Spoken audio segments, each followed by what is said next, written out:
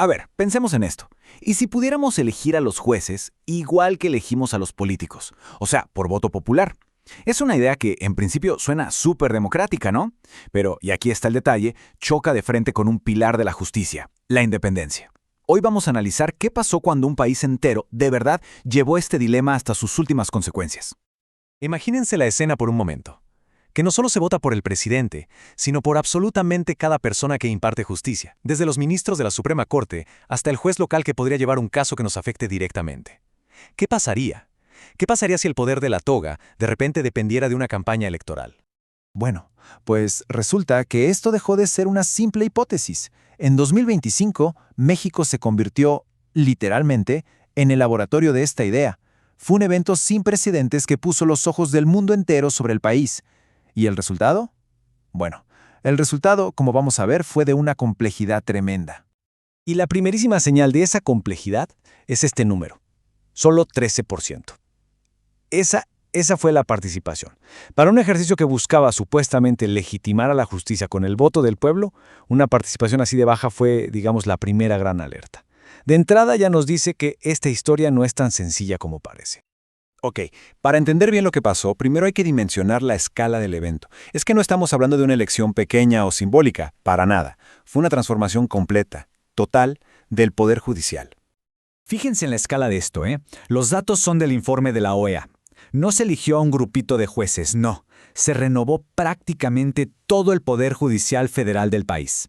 Estamos hablando de ministros de la Corte, magistrados, jueces de distrito y encima, súmenle eso las elecciones locales en 19 estados. Vaya, una operación logística y política monumental. Y aquí está el punto clave, lo más importante, es que no existe ningún precedente a esta escala. ¡Ninguno! Lo que hizo México fue de verdad un experimento único en la historia, poniendo a prueba una de las ideas más debatidas sobre cómo debe funcionar la justicia.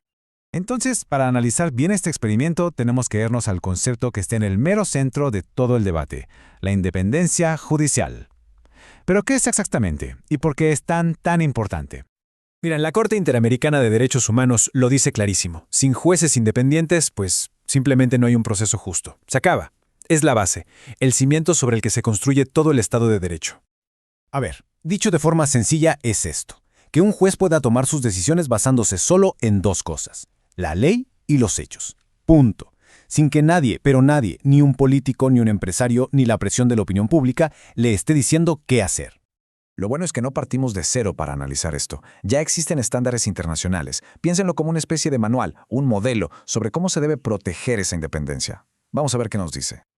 Ok, este compendio de estándares internacionales lo resume en 3 pilares, que son clave.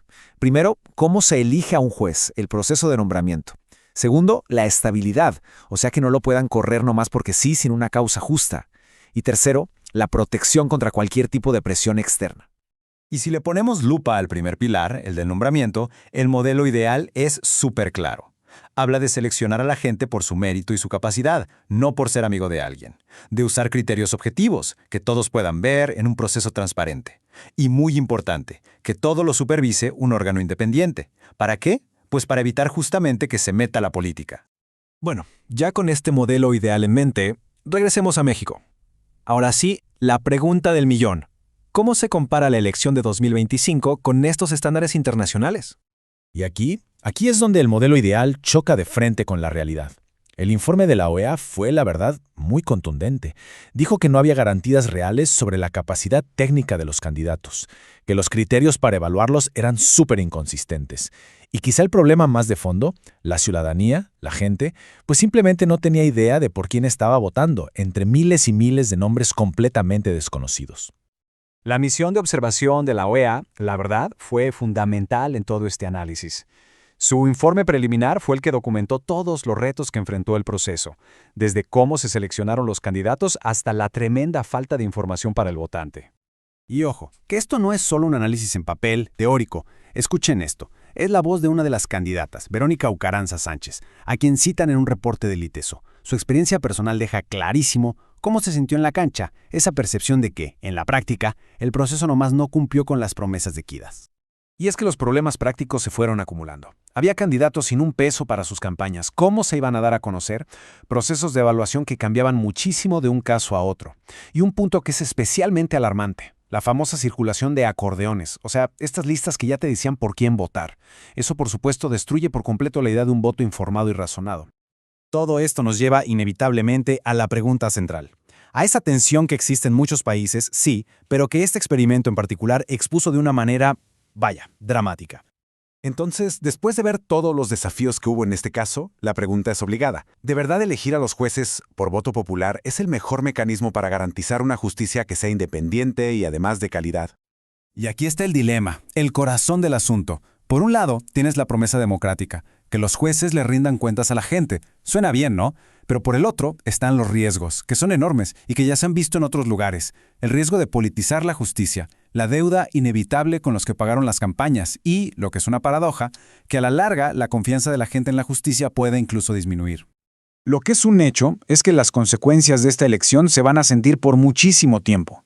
El Poder Judicial, que salió de esta votación, va a definir el rumbo de la justicia en el país por años, y quizá hasta por décadas. Y así, al final, volvemos a la pregunta del principio, pero con una gran diferencia. Ahora ya no es una hipótesis. El caso de México nos deja una lección súper compleja, que la democracia directa puede sonar como la solución perfecta, pero también puede poner en jaque la esencia misma de la justicia. La pregunta entonces no es si los jueces deben o no rendir cuentas. Claro que deben. La verdadera pregunta es cómo lograrlo sin sacrificar su independencia. Y ese es el equilibrio tan delicado que toda democracia sigue y seguirá buscando.